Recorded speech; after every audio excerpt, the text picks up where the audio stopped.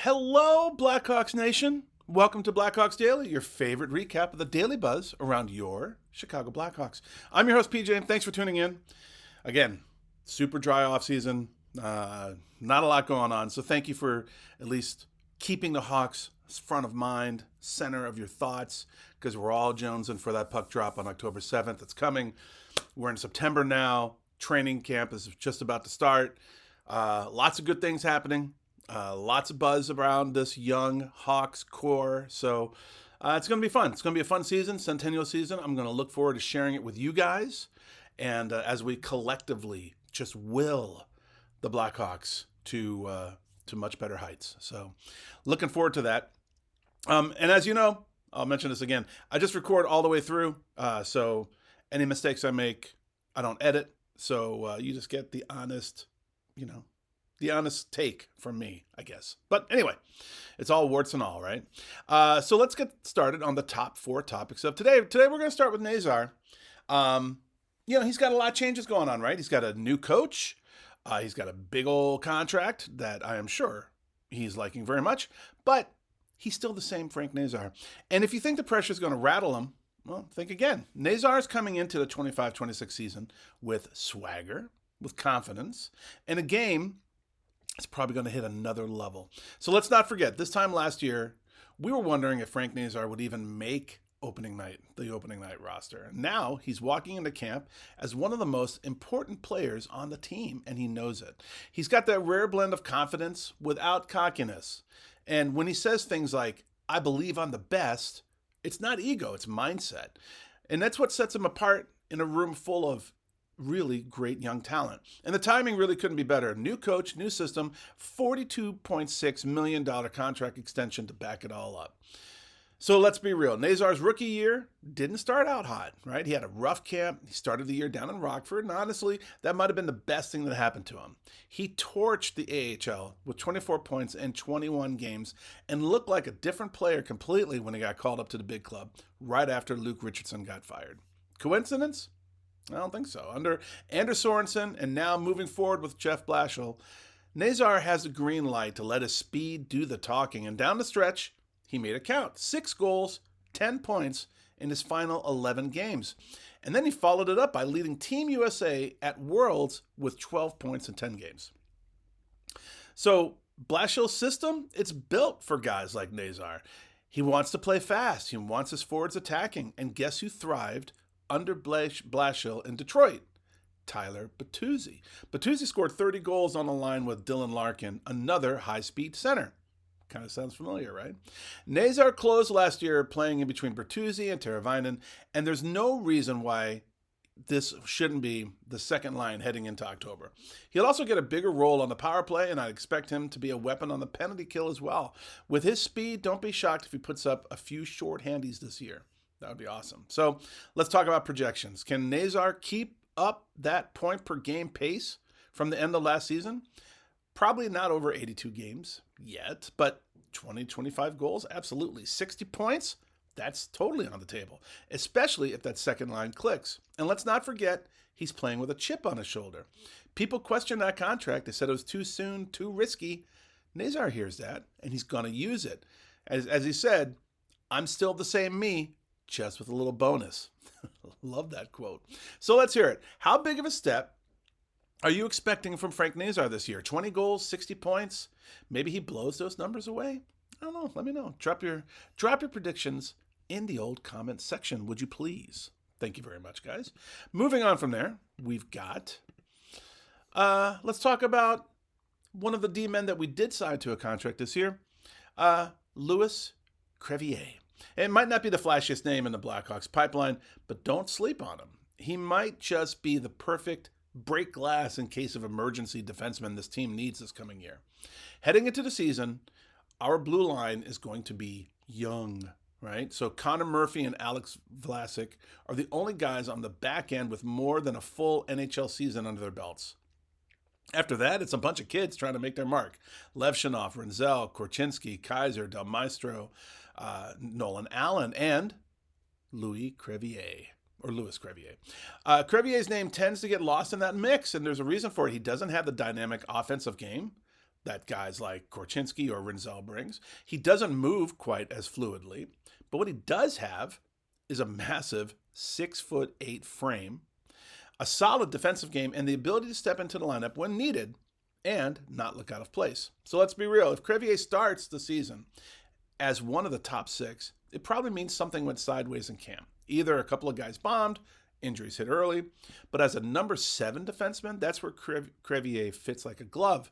He's played 56 games over the last 2 seasons, so he's totally shown that he can hold his own. He uses his reach really well, he clears the crease, he blocks shots, and he keeps things simple. When he was paired with Wyatt Kaiser last year, they actually worked well together, and that blend of size and puck-moving ability gave the Hawks a decent third pair. And don't forget, when Anders Sorensen took over behind the bench last year, Crevier's his ice time jumped. He was getting close to 20 minutes a night in January before a concussion sidelined him. And then after that, he slipped back down the depth chart, ended the season mostly as a healthy scratch. So what does this all mean? Crevier's not a long-term top 4 guy. We've got too many players on the team that could fill that role, but that's not what the Hawks need him to be. At 24 years old, he's a perfect depth D for a young group. Let Korchinski, Allen, Del Mastro get regular ice time in Rockford if they don't make the NHL roster. But Crevier, let him be the guy waiting in the wings, ready to fill in when someone goes down or we need a reset. If he can prove to Blashill that he can consistently win puck battles and play a smart, simple defensive game, he'll earn more spot starts. He won't push the pace offensively, but he can help stabilize things and protect guys like Spencer Knight when the defense breaks down. And as we know, our goalies need some better protection. So what do you think? Does Louis Crevier deserve that 7th D-man spot? Or should the Hawks roll the dice with someone with more upside? Let me know. Let me know your thoughts. And now, moving on from there, if you're not already keeping an eye on Anton Frundell overseas, maybe now's the time to start, right? He just got over there. He's not coming to Chicago this year, but what he just did in Sweden should have every Hawks fan pumped about what's coming in 2026. Earlier this summer, we found out that the Blackhawks assigned Frundell to his entry-level deal, but he'll spend this coming season, 25-26 season, with Djurgårdens in the NHL. And that's the right move, right? We've talked about this at length already. The Hawks aren't chasing a playoff spot this year. Let the kid play some meaningful minutes back at home, develop with some other top Swedish talent, and then step into the NHL next fall ready to go. So now let's talk about what happened on Wednesday, because it turned some heads. And if you haven't seen it, go to YouTube or X or whatever and find it. Cam Robinson of the Elite Prospects tweeted that Frundell was skating on the kid line in Djurgårdens preseason game alongside Viggo Bjork and Victor Eklund. It didn't take long for Frundell to show why he's already being talked about as a future core piece. He scored an absolute highlight reel goal that showcased speed, skill, and pure willpower written all over it. So here's the play. Frundell bats down a stretch pass with his hand while in full stride, and then fights through 2 defenders, protects the puck, and wires a shot on net with zero hesitation. And he tried to get around the guy, but couldn't get the position. Put the puck back right where he needed it, and wristed it in. It was a beautiful shot. And this is preseason, right? So yeah, it's preseason, sure. The competition isn't NHL caliber, but the skill and the effort and the talent and the eye, that's real. So this is the kind of play that makes you realize just how much upside the Blackhawks got at number 3 overall in this year's draft. Frundell might not get massive minutes this year in Sweden, and he's playing alongside veterans like Marcus Kruger, which is cool, but the tools are there. He's got that 200-foot motor, he plays fast, he's not afraid to go into the dirty areas on ice. And after the draft, he said that he models his game after Alexander Barkov out in Florida, and if he even gets close to that level, the Hawks have a future star down the middle. And when you watch, you will understand this is a big guy. Like, he does take up space on the ice. So for him to be able to do that, it just, the little clip I saw reminded me of Eric Lindros a little bit. So pretty cool. So take a look. Let me know what you think of Frundell's goal. If you haven't seen it yet, go watch it. The hand-eye, the edge work, the release, it's a kind of clip that you save and pull out again next October when he's knocking on the door in Chicago. So let me know your thoughts on that. And then finally, we got some hot takes, and we had some great ones. So at a.giantwalrus, how do you type with the flippers? Just want to say thanks for finding content to talk about in these dark off-season times. Yes, sir. Thank you very much. It has been a struggle. Also, I really like how you talk about possible picks for next draft. It's important to have our eyes open for good talent outside of the first overall. You're absolutely right. And then a repeat offender, Yvonne Pierre, 298. And I really know this is a repeat offender because it's the same comment every time. Gavin McKenna with Chicago Blackhawks, big deal. Well, we'll see, right?